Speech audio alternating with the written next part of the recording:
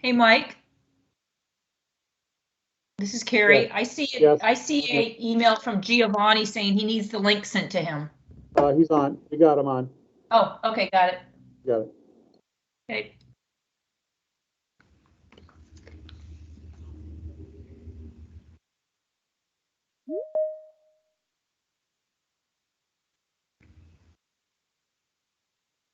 Okay, Paul, before you call to order, let us know. I'm gonna do a, let me get a, Unknown participant is now joining. there we got somebody else joined us. Who just joined us with the 758 number? Darlene just joined. I'm not sure what number shows up. Yeah, okay, thanks. Hi, Darlene. Hello. Hello, Darlene. Welcome. Thank you. Okay, Paul, we've got a quorum. We're just waiting on Stephanie. I haven't heard from her with Carrie Logan as excused. So it says 6 o'clock. Paul, it's yours. Let's go ahead and start a recording. Go ahead. Let's get started recording. Let's call this regularly scheduled meeting of September 1 of the Mission Bay Park Committee to order. And the first order of business is approval of the minutes of August 4th. Has everybody read them? Are there any amendments? Approval of the minutes of August 4th. Giovanni will second. Okay. Okay, let me get names. Who made the motion? Dave Potter. David. And the second? Giovanni. Okay, thank you. Call the roll, Mike, please. Okay, everybody was present. So Ron Anderson, Present. and go ahead and you approve the minutes from the August 4th. Approve. Giovanni, Approve. Jeff Johnson, Approve. Judith Munoz, Approve. David Potter, Approve. Paul Robinson, Approve. and Darlene Walter. Approve. And has Stephanie Smith joined us yet? It does not look so. Okay. So the motion passes 1, 2, 3, 4, 5, 6, 7-0 with 0 abstentions. Thank you. Thank you. Mike, do we have any non-agenda public comments? Yes, we do. I'm going to start with Giovanni. He sent an email today he'd like to share with us. So go ahead, Giovanni. The floor is yours. Yeah, I sent an email today to Mike. And I'm sorry I'm unable to share the pictures I sent to you.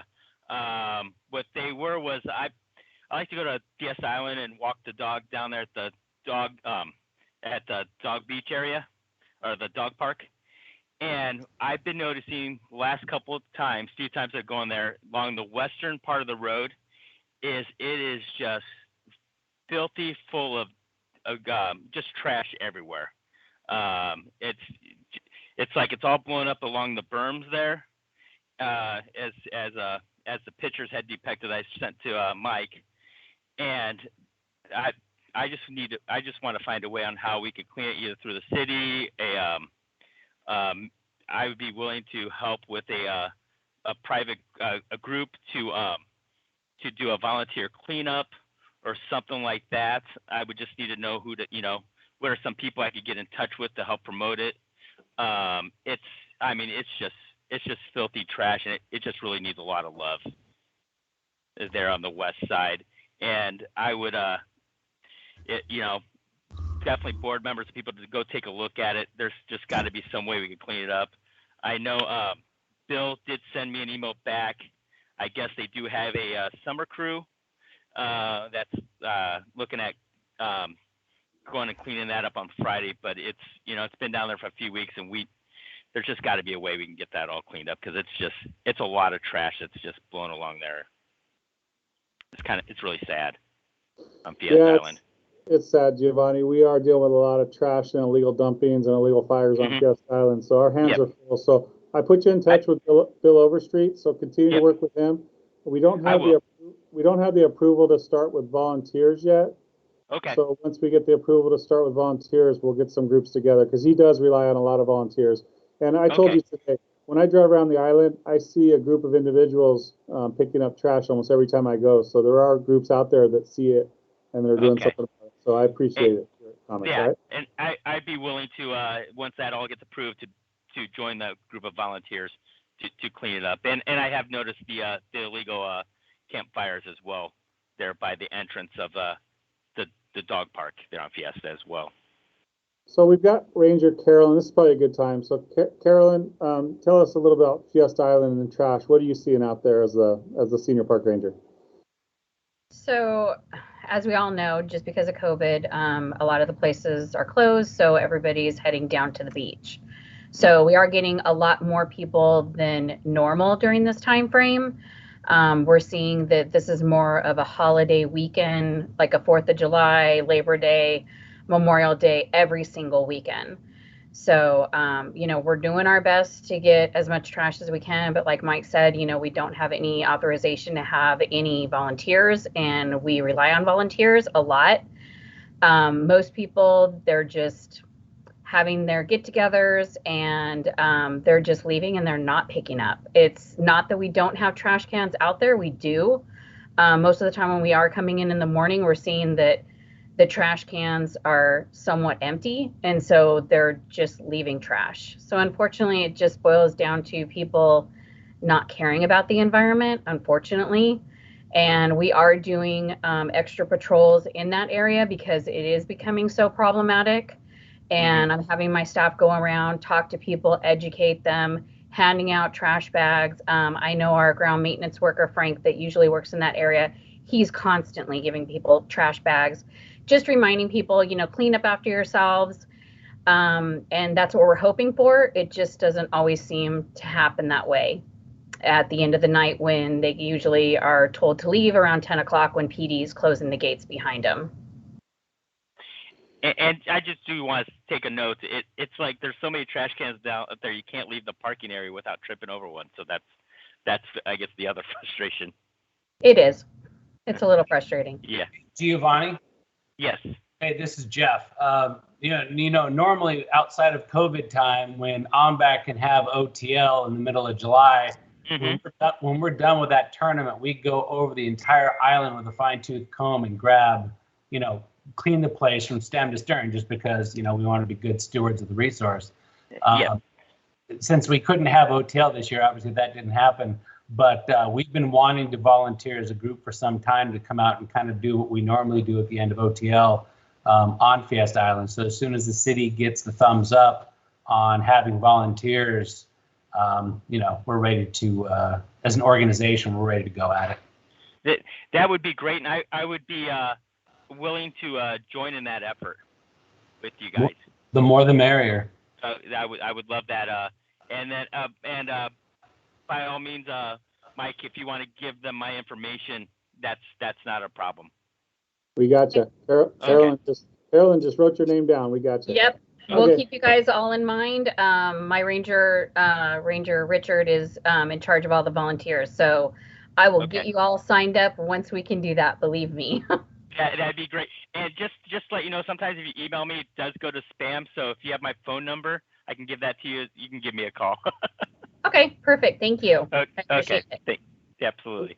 Okay, Paul. So we've got a few non-agenda public comments I'd like to read into the record. Okay, please. Okay. All right, this one's from Dora Sanger. Very loud music started at 11:30 p.m. and went on till 3 a.m. on Saturday, August 22nd. I was camping at Mission Bay Resort, and it was coming across the water. It was not at the RV resort. It also happened the previous Saturday. I've got another one here. This one's from Brian White. He's with the Pacific Beach Town Council. He's the president.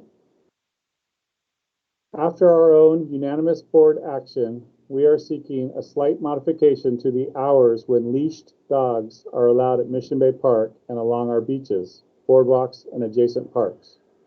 Regarding hours in which dogs are not allowed, we would like to see the winter, which is November 1st to March 31st, hours modified from the current 9 a.m. to 4 p.m. to become 10 a.m. to 3 p.m. instead. And we're advocating for summer April 1st, to October 31st, hours to be modified from the current 9 a.m. to 6 p.m. to become 10 a.m. to 5 p.m. instead. We think by loosening up these hours just slightly, it will provide people a little more freedom to walk their dogs in the mornings and evenings before sunset. We'd also like the committee to consider our proposal for an off-leash dog park in the northeast corner of Crown Point Park with our Pacific Beach Town Council as the sponsoring organization. Okay, so I will work with Brian White. We may see him on a future agenda. Dog hours are regulated by municipal code, so that would take the PB Town Council, which they've done, and then Mission Bay Park Committee, Park Board, and full council to amend anything like that. And I'll work with him directly regarding off-leash dog areas at Crown Point. We've got another one here from Laura Hendrickson. She's with the San Diego Beach Improvement Group, SD-BIG, the nonprofit dedicated to creating great experiences. We focus on raising money for beach beautification projects, amenities, and support the beauty and good upkeep of our beaches in San Diego. We would like the opportunity to review the master plan concept for Fiesta Island and make recommendations on how to support the current projects that are required, established, and requested by the community at large, as well as take the opportunity to create some new ideas that would include beach volleyball community in San Diego. We appreciate your time and consideration for your request to support you in efforts to accomplish beautification projects. Laura Hendrickson. So we will work with Laura, and maybe she will be visiting us in the future as well. Thank you. Thank you, Mike. I'm going to hold off on this public comment. It's from Denise Friedman. I will read this during our workshop item. So that's all I have for public comment. Okay, thank you. Just a quick, very brief chairperson's report. Christina, are you with us tonight? Christina Chat. I am, Paul. Hi, Christina. I am.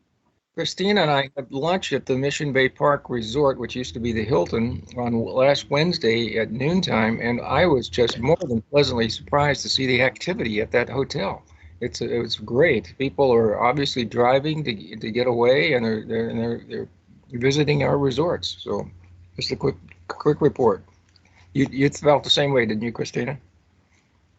I did. I was very optimistic about how populated the hotel was, and Mission Bay looked great. It was a beautiful day, and I think people were really enjoying it. So I did feel very good about the future, seeing everybody enjoying the area the way that we know that it can be enjoyed. I like to see those funds going into the Mission Bay Improvement Fund. Okay, yes, Carrie Munson, do you have a report from Council Office District 2? Yeah, hi, everyone. I don't have a lot of, we're on legislative recess until after Labor Day. I would say that the majority of the comments I've received also have been about Mission Bay and issues with, number one, RVs along Mission Bay Drive, which is right near where you were, what used to be the Hilton. That whole row is now RVs, and it looks like they're pretty much there permanently. Volleyball on Riviera Drive, they're saying no social distancing and no one else can go on the beach because of the volleyball players. And then playgrounds, I guess the orange fences around some of the playgrounds have been cut down, and lots of children playing on the playgrounds. And then, as you mentioned, illegal fires, Crown Point and near Fanuel. So it seems like that is the majority of the comments that I'm receiving from constituents at this point. I can take any questions if anyone has any. Let me, we've got Carolyn on the line. So Carolyn, don't address the fires yet, because we're going to talk about that later. Let's talk about volleyball and RVs and orange fencing around our playgrounds. Go ahead and tell them what your challenges are there.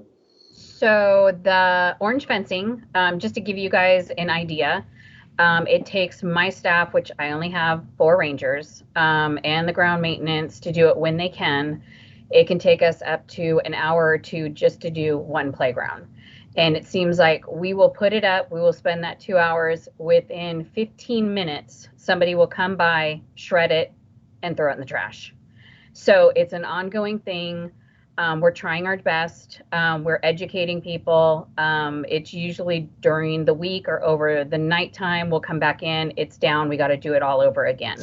So I can't remember. I'm drawing a blank. I want to say there's 22 tot lots in all of Mission Bay.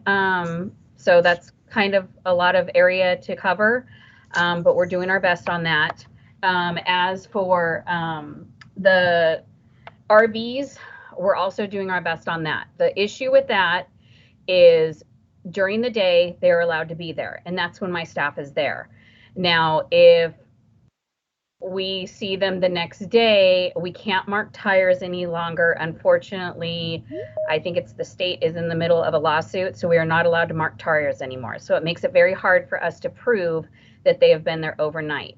A lot of those things, unfortunately, do fall either on the police department or code enforcement to do any enforcement at night when there's the restricted hours of the OVO, or from the closure from 10 to 4 or 2 to 4. So it makes it very hard to do anything during the day because technically they can be there just like any other person. Now, if they're parked illegally, if they're taking up more than one space on a T-bar, if they're parked across multiple stalls, then we'll do the enforcement for that and talk to them about that. But if they were just parked there, there's nothing we can really do. For the volleyballs, that's a hard one. It is very hard to prove that they are not all from the same household. So we do our best to educate people, remind people of the rules of COVID. You need to wear a face covering. You need to have social distancing. You need to be with family members. And if they tell us they're part of the same family members and they live in the same household, we can't prove anything different. So it makes it very hard and frustrating for us to be able to do anything. So I hope that kind of answers most of the questions.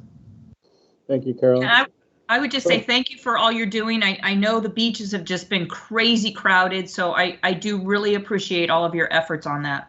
Thank you. I appreciate it. Thank you, Carolyn. That was a great report. Thanks, Paul. We have a member that added. So Stephanie Smith has now joined us. So now we have 8 of our members online. So hi, Stephanie. Hello, Stephanie. Carrie, do you have anything else? I do not. Okay, is Lieutenant Romero on? I don't see Rick on here. He was definitely invited. So if he joins us, we'll go back to him. So he's not here, Paul. Mike, do you have a report then? Okay, I'm going to save a lot of my report for the workshop item, but I'm going to go ahead and mention a few things until we get to that. Okay. We talked a little bit about playgrounds. We have not been given the approval to reopen playgrounds yet with the safe reopening plan. As we know, playgrounds need to be sanitized after use, so right now they remain closed until further notice. And as we mentioned already, volunteers have not been approved to join us yet, so we're still waiting on volunteers. And I know Christina's on the line and she's working to get volunteers. She realizes how much we rely on them in Mission Bay and Balboa Park. I did post the water quality report. I went back a few years on minutes and I noticed that they were given water quality reports, so I added that link to the top of the chat. So if anybody wants that, there is Carolyn and I get advisories a couple times a week, and we have a couple. Mission Bay tends to get a few closures or warnings, so I posted that in the chat. So I'll start reporting on water quality reports each month as well.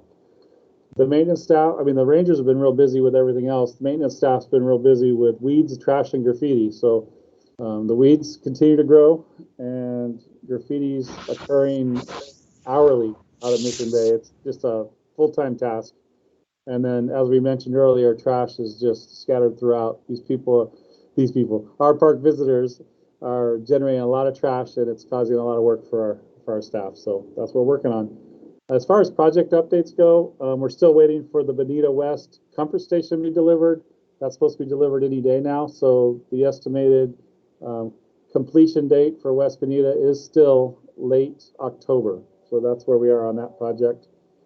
And that's all I have for really report, Paul. And then I'll go ahead. And we'll talk Mike, about I continue to get questions about De Anza. Where do we stand on De Anza? So I did get a report from Andrew Meyer today, so I will send that out to the members. I haven't had a chance to read it, so the Rewild group is still very active on their proposal. They did get a project application form for the Northeast Mission Bay Wetland Restoration, so I need to read through this before I send it. So Andrew does want to join us next month and give a report on that. So I don't really have much, Paul, to report. That would be great. I can add some color to this. So on the September 24th Environmental Committee, the Real Estate's Asset Department and the Campland will go to the Environment Committee to give an update on where the removal of the asbestos trailers are and what their plans are for the 5-year contract that Campland has. So that's November 24th at, I think it's at 1 o'clock at the Environmental Committee. And then additionally, I've talked to the Planning Department, I've talked to Andrew Meyer, and I've talked to Alyssa Muto in the Planning Department, and she says that they have received funds to do the full PEIR of the wildest proposal, and they've received the funds, but it's going to take another year type thing before they come back, and then it'll go to City Council. So City Council will receive the original Planning Department recommendation as well as the second one, and then City Council will choose which way they want to move forward. But September 24th, or you're actually going to committee? September 24th. So September 24th, the Real Estate Assets Department and Campland will come to give an update on where they are with the current status of removing the trailers that are there and what their plans are. Okay. But where do we stand on the environmental impact report for De Anza? So they've done the original proposal that was the You muted. Somehow you muted. Sorry. They are in doing the environmental impact, and they have to do both proposals. So they're going to do the original proposal and they're going to do the wildest proposal. And according to the Planning Department, it's going to take about a year. Wow, that's incredible. Because how long ago did the De Anza ad hoc committee make a recommendation? Was that two or 3 years ago?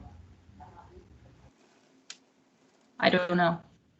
It was before my time, but that sounds about right. It's been a while. Anyway, it's incredible because I keep getting questions. Why aren't we doing something down there? And it's okay. Okay. Let's go to the only thing on our agenda tonight is the workshop item, which is really very important because it deals with things that are going on in Crown Point and other parts of Mission Bay. Okay. Mike, you want to? I'll go ahead and start. So at our last meeting, we had numerous public comments regarding late night gatherings with illegal activities in the Crown Point ski beach area. So Paul asked us to create a task force and report back as a workshop item. So we did create a task force, and they've joined us today. So the members of the task force is Brandon Broadus from San Diego Police Department. He's our community relations officer. We added Christina Chadwick, the Assistant Deputy Director for Developed Regional Parks. I've got Carolyn Estrada Sparlin, our Senior Park Ranger. We've got Lieutenant Lisa McKean. I don't know if she's joined us right now. Is Lisa on the line?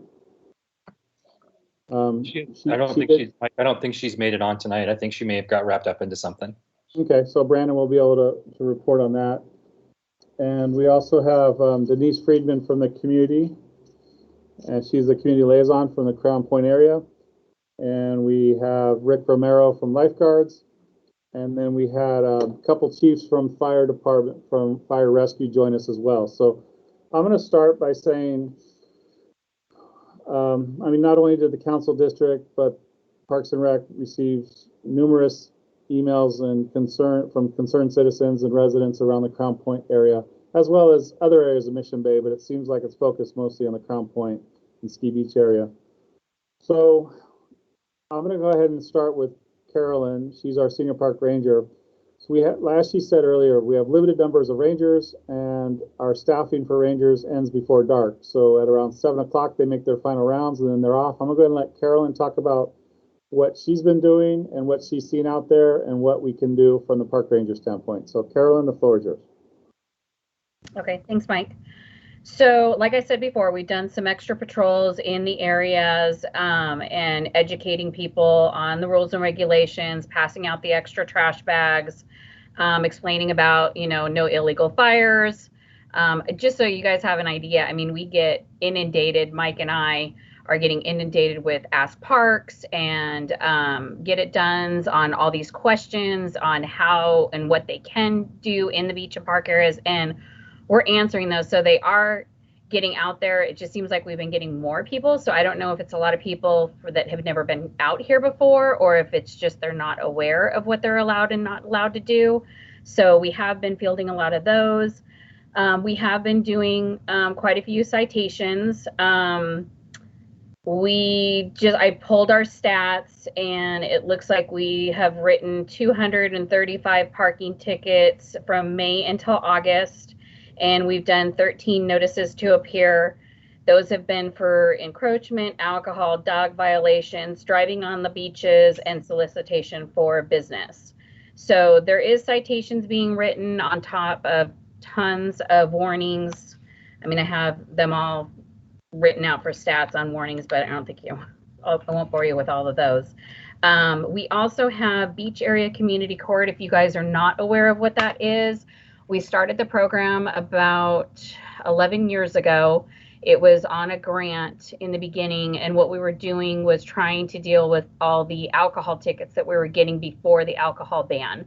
So the police department, the park rangers, and the lifeguards were writing citations, and what they would do is offer them Beach Area Community Court if they were pretty reasonably easy to work with on doing the citation. And they had the option to go through that program, which is they pay $40 and they will come on a Thursday night. They will listen to myself, somebody from the beach team, a nurse from Scripps, the city attorneys, and community members telling them why these rules and regulations are, the rules, the things that they are breaking, why it's affecting the community. And then they come back and do 4 hours of community service on the following Saturday. Because of COVID, we have had to kind of alter the program. And so now what we're doing is we're not doing the Thursday nights, we're just doing the community service on Saturdays. So just to give you an idea, just since June 4th, we have had 394 people signed up, and we are booked solid as of right now up until the end of October. And we are doing at least 3 Saturdays a month. So it just gives you an idea of how many people are still even going through that program. And like I said, it's a program that they can go through instead of actually going to court and or paying the citation through the court system. So we are getting a lot of people through that. I know the beach teams have been very busy. I'm sure Brandon's going to go into that also. So we are doing the education, we are doing the sites. It's just we are very outnumbered. Like I said, every weekend is pretty much a holiday weekend. We're seeing way more people than what we've ever seen. I think it was not last Saturday, but the Saturday before. One of my rangers was at Ski Beach, and it was so bad with parking that he had to call in a PEO officer and 5 police officers. I don't know the stats for the police officers, but just between my ranger and that PEO officer, 157 tickets were written in one day at Ski Beach on a Saturday. So it's just very populated. So that's kind of the issue.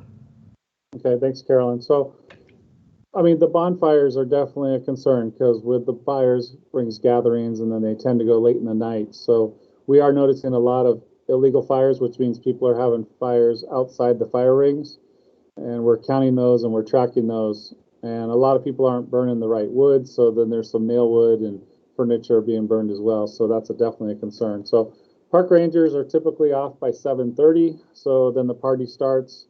And then we rely on, police department and other enforcement agencies.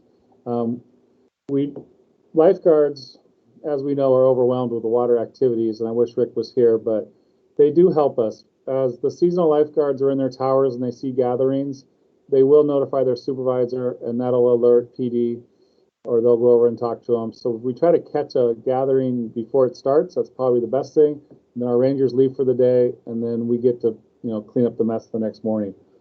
Something we did add, and Carolyn was a big part of this. So she talked about the parking enforcement officers and the special event traffic controllers. We are getting them Labor Day weekend. They're going to be staffing the parking lots. So Carolyn, that did get approved, and we're going to continue on the weekends after Labor Day for at least a few weekends after Labor Day. So that was approved by police department to staff those. So I think that's going to be a big help. We do have a lot of laws on the book already for the illegal activities, so enforcement needs to happen. It sounds like it is with citations. We maybe need to step it up a little bit. And I'm going to let Brandon talk about that. So, oh yeah, one more thing. So parking lots. So Crown Point parking lot, that closes at 10 p.m. So I do want one more thing, Carolyn. How does the parking lot closure work for us over there at Crown Point? So those are all closed by our private security companies. And what they do is they will come in usually a little bit before 10 or around 10, tell everybody on the PA system they need to move their vehicles because the parking lot is closing. So they will close the parking lot pretty much right after that to get the people to move. Most of the people do know our rules and regulations, so that what they will do is they will move their cars out into the community, and then they'll just walk back into the park. So because the parks don't close, all of our parks are open 24 hours a day as long as you're not sleeping or camping. So they know they just need to move their vehicles, and then they can go back down in there. Okay, so I'm going to give Brandon a few minutes. I know PD's been working a lot. So Brandon, you've got the floor. Go ahead and share what San Diego Police is doing for us as far as the Northern and the Beach team units. Okay.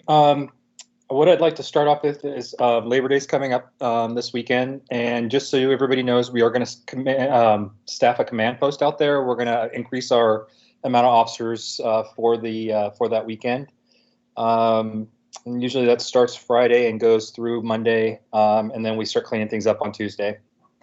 I want to kind of go back to the Fiesta Island stuff, if I can talk about a few things. One thing that we're finding is it's taking 2.5 hours of our beach team time to get all the vehicles off the island. It's like when you're clearing out the Qualcomm Stadium, it's taken forever. There's miles and miles of brake lights trying to get out of there. That's one of the reasons I had brought up with Mike about a week ago or so asked about the limited amount of vehicles on the island. If that's something that we could start looking into, that would be great, because it's drawing all our time trying to get those cars out of there.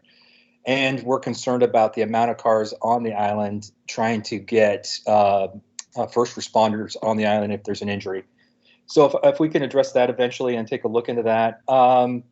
As everybody knows, we've heard about and I know this is more towards Mission Bay, but I think it affects, Mission Beach, but I know it affects Mission Bay. We've had a lot of gun calls, a lot of shootings over at Mission Bay, Belmont Park, sorry. And that we've chased people, we've taken lots of guns away. We've actually had one person shot. So these are the things that are kind of spreading us thin right now. Again, no excuse, but we're spread all over the place. Our beach teams are out there. We have 4 beach teams out there working, and they are writing citations for the fires on the beach, and that's pretty much the high priority right now, except for the shootings at Belmont Park. That's pretty much it. I'm willing to take some questions. The beach team guys are working their tails off. We're putting 4 people in the Belmont Park parking lot at all times, 4 officers, so that they can maintain that. We're working close with the Belmont Park security. They've been awesome about getting video footage back to us for these shootings. I've worked close with Denise Freeman on the fires. We wrote, I think a couple weeks ago, we wrote 50. No, I'm sorry.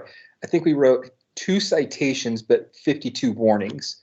Because again, we're in that progressive enforcement mode and we want to make sure we get it right the first time. That's pretty much it. If there's any questions I can take, I'd be happy to answer anything anybody's got. Hey, Brandon, this is Mike from Parks and Rec. So we really appreciate your efforts out there. We did talk about some signage. Carolyn, maybe you can work with Brandon if we have to add some additional signage for rules and regs and closure time. So let's work with you on that. Before we take questions, let me have the rest of the task force talk. So I got Christina Chadwick. She's working on some other angles, maybe some communication via the web. Christina, do you want to share where we're going with that possibly? I know Carrie Munson was on our task force and she uses web communication a lot. So we're going to try to maybe get some information out via the web. Sure. So in regard to increasing communications on these issues, we are working with the communications department. And then, of course, following working with the communications department, we'll also be working with the council office to disseminate information and increase the flow of communication for the purposes of educating and ensuring people are aware of the rules specific to these areas in particular. We'll be working with the fire department and the police department and the lifeguards on their independent channels, whether that's on social media, a press release, or otherwise.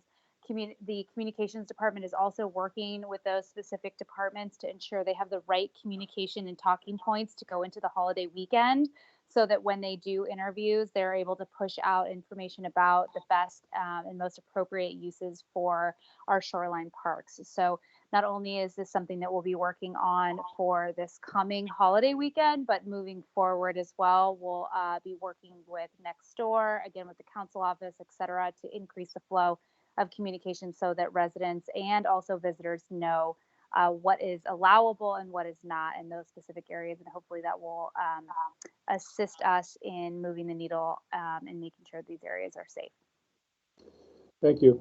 Okay. Paul, before we go to any other comments, anybody else from our little task force want to comment? Carrie, do you have anything else to share? I know you're fielding a lot of calls. Yeah, well, we continue to field the calls. I appreciate everything that Officer Brodus's team is doing. We welcome any ways that we can communicate on. We have a Facebook page, we have Nextdoor, we can select specific neighborhoods, we can do all neighborhoods. So, any way we can help support, we would love to be part of that solution.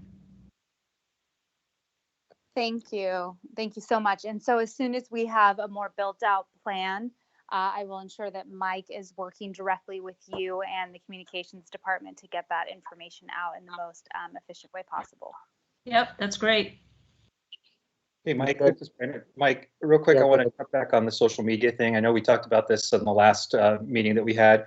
I think it's a really important thing. I sent out last week, just before last weekend, the rules for the fire pits, and I got a huge return response about thank yous.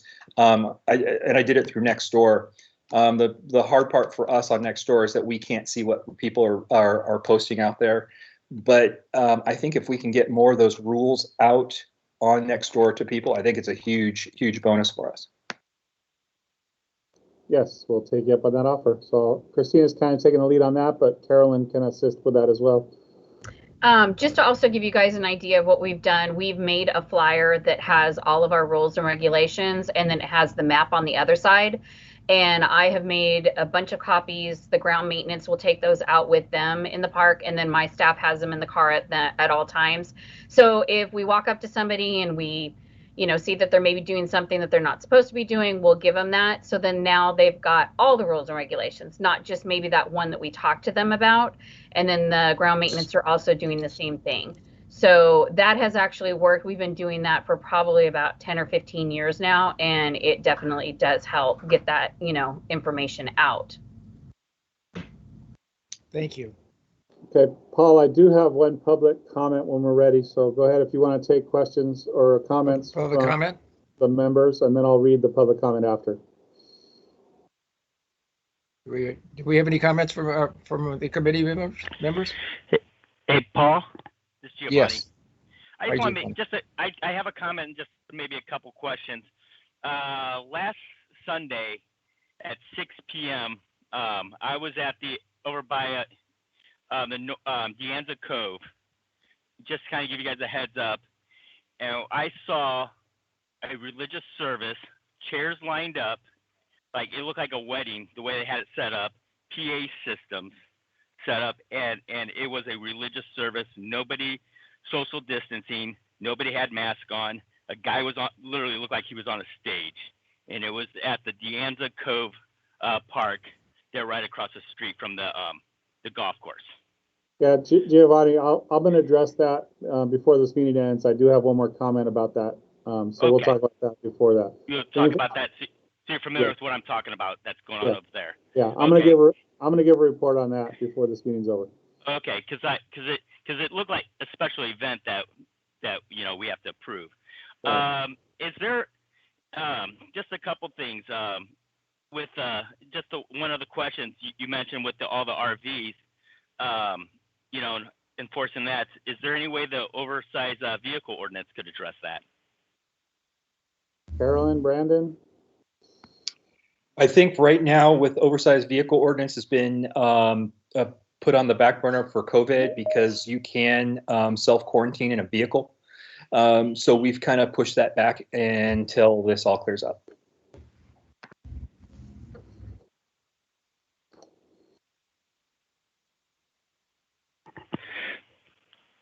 Do you hear me? Sorry, I accidentally had leave meeting. Yes, we got you. Okay. Any other comments from the committee members? No, my one question was addressing the RVs. Is there a way that you could use the oversized vehicle ordinance to address all the RVs that are lining up over there? That was answered, Giovanni, unfortunately. Oh, I apologize. I actually left the meeting, so sorry. I have no problem re-answering it. Giovanni, it's this is Brandon from the San Diego Police Department. We that has been pushed back. Parking enforcement has pushed back on that because of COVID. People are allowed to self-quarantine in vehicles because of the situation that we have with quite a few homeless living in their vehicles.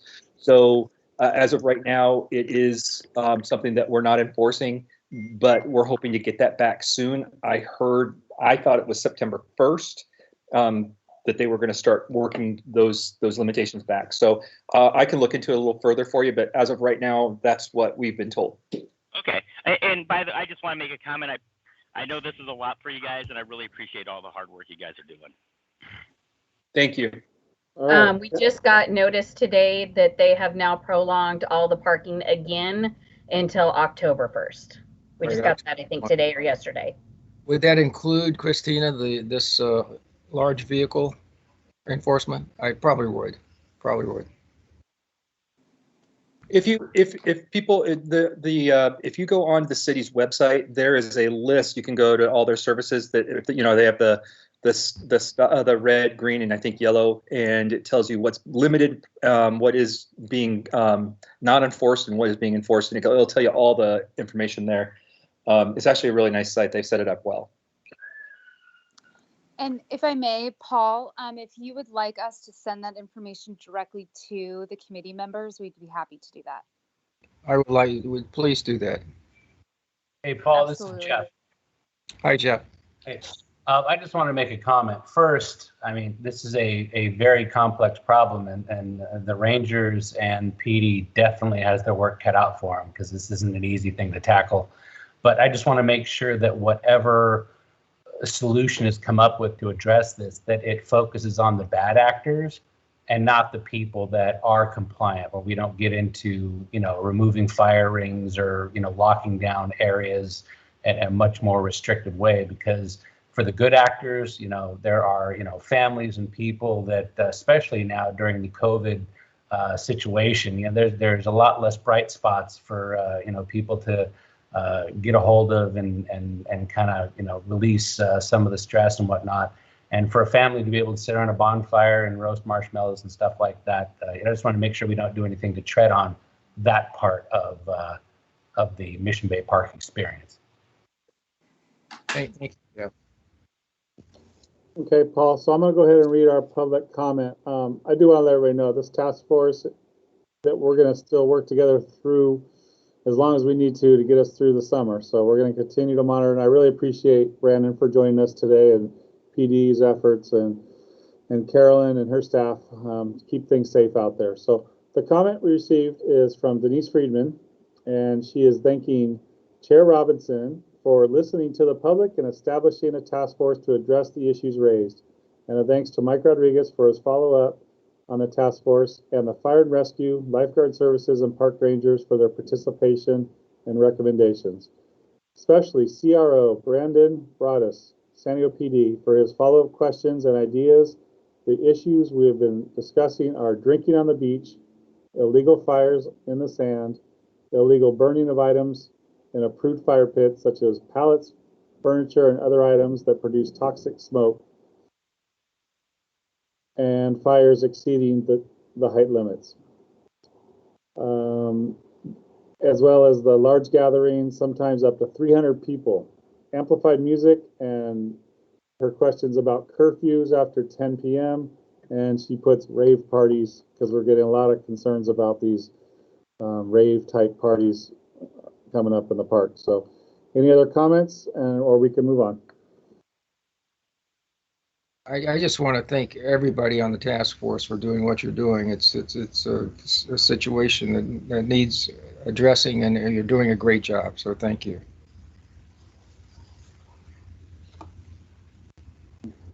Okay, we can move on. Before we do adjourn, I do want to talk about one more thing. Well, Please, Mike. okay, so I think it was Giovanni that brought it up. So effective, was it August 24th, our mayor did a ordinance, or a, what was it? Executive order. Executive order, yeah, to allow adult fitness and worship gatherings using our parklands. So what you did see was a permitted worship gathering at De Anza. Right now we have 2 permitted worship gatherings, and I think as of this morning we have 6 adult fitness businesses operating in our parks. Working with park rangers, we have specific locations and times that they can operate. So there's a lot of rules and guidelines. They must have insurance, they must have a business license, and they have to follow all the park rules. So as of now, Mission Bay has the most of all the other parks, 6 fitness businesses operating and 2 worship gatherings that are approved. So that is something we're starting to see a little more of in the Mission Bay Park area. So I want to make sure everybody's aware of that. Mike, is that a formal permit that is actually given to these people? Yes. So it goes through our permit center like other gatherings or events. The fees are deferred at this point until council reconvenes after Labor Day. So the mayor's order was to defer the payment, and they will probably be waived if council approves that later. So they are formed. They have a piece of paper, they have a permit, so our park rangers can go up there and ask to make sure that it's a permitted activity. And so that executive order then bypasses us because it's done by executive order. Yeah, Christina, do you want to share how executive orders work? Because that's how we got direction. So there's a press release that came out a few days prior, and that took effect on the 24th of August. Yes, so at its most simplest form, the mayor announced his intent via the executive order. However, it still needs to be brought before the city council. And so that's more or less the process as far as his, intention to move forward with allow these uses in parks at this time and waiving the fees. So we are in that process now. But Giovanni, to answer your question, that's why it doesn't come to us, because it's done by a mayoral executive order. This is Mike again. I do want to add that each of these groups that get a permit have to have a safe reopening plan approved by us. So not only their business license and their insurance, they have to have a county approved safe reopening plan. So if you are seeing large gatherings that are not adhering to their plan, that's definitely something we would want to call to our ranger info number, and I'll go ahead and send that out as well. So Okay. if you're out in the park, you see a large gathering that feels they're not adhering to our protocols, definitely let us know. And I bet you Carolyn and staff will be out there within 10 minutes. Okay, I appreciate that. Would you recommend, I'm not ever going to confront them, but maybe take a picture? Because this one looked like even the chairs weren't even 6 feet apart. It didn't look like any social distancing. That's why I was like, wow, there's a lot of people just kind of packed together. Right. Carolyn, how would you like to be notified? Like the ranger info number with some photos? How do you like to be notified on those? If they want to either email me with the photos, and then if they want to call the ranger line, then at least I can have somebody go out there as soon as possible. And then if for some reason we can't see them, we can always follow up. That's what I usually do with the permit center, or I will call the person and talk to them about any violations that they have from their permit. Okay. So we talked about the good actors. I'm not out to punish people, maybe just to educate them. Hey, you need to have your stuff apart. But with a permit, we can hold them accountable. So they have to follow all the park rules and all the protocols to reopen. So if we do see violations, of course, we'll talk to them and warn them, but we can void that permit if they are in violation. So if they continue. All right, I appreciate that. Thank you. Thank you. Hey, Mike, this is Ron. Can you put the phone number for that Ranger hotline in the minutes? Yes, I'll put it in the minutes, and if you want to write it down, I'm sure Carolyn, if you have it on you, Carolyn? Yep, I know it by heart. Go ahead and share it, and then we'll go ahead and add it to the minutes. 619, 858. So it's 858-581-7602. And what it is it's pretty much a phone. If we're in the office, we will answer the phone. But if we're not in the office and we're out in the field, my staff usually calls it periodically throughout the day to check the messages, or we'll check them when we get in. So you might not get somebody right away. But if you leave a message, then we will go out. That's why I'm saying if you want to send the pictures and then send me an email, then at least I can follow up with that group if we aren't able to get out there at the actual time. Perfect, thank you. Paul, before we adjourn, I have some questions I want to ask Mike. Yes, please, go ahead. Oh, can I go ahead now? Okay. Number one, Mike, when you get the information about the volunteers to clean up Fiesta Island, could you send that information to us? Will do. I made a note. Okay, that's number one. Number two is, do you know what's happening with the restaurant that's been at the old visitor center? Right. So they came to us about a year ago or about that time, and they said they were going to partially open in I think January with the restaurant. So it's basically a restaurant, it's a ice cream shop, and a bike rental. So there's three components of that playground group. So I haven't heard much. So let me make a note to contact Real Estate Assets because they're managing that lease. I have a feeling when COVID hit, but I drive by there all the time, and Carolyn does too. And they were doing the roof, so I know they ran into some glitches on that building to get it opened. So they're still doing construction. So I thought the plan was to open up for food before the building was complete, but I'm sure COVID-19 kind of put a little hold on that one. So that's the best of my knowledge on that one. So I will call Reed and we'll get a report on that. Okay, thank you. And the third one is, do you know what the current regs are on people getting permits to have any kind of gathering at the parks? Right. So right now we're allowing the business worship and the business fitness, and we're allowing weddings. We're not permitting the gazebos or any birthday parties or any ground use permits at this time, and no special events. Okay, so very limited on what we're permitting right now because we're not encouraging any gatherings out there. Okay, so for weddings, what's the size? Carolyn, do we have any wedding sites at Mission Bay? I don't think we don't have any in Mission Bay. I think there's 3 or 4 on Shoreline side, and I think the amount is only 10 people. 10. Okay, thank you. And as far as the other community parks, they are allowing for some small sports gatherings for youth, nothing for adults yet. So right now permits are very scarce. I mean, it could start opening up a little more. We attend daily briefings to get updates, but as things change, I'll make sure I get that word out on the playgrounds, on the volunteers, and on permitting. Thank you. Anything else? Thank you for a great report for this task force. I very much appreciate it, Mike, and all involved. And thanks to everybody for being a part of this meeting, and be safe and well, please. We are adjourned at 6:53. Thank you, Paul. Thank you, everyone.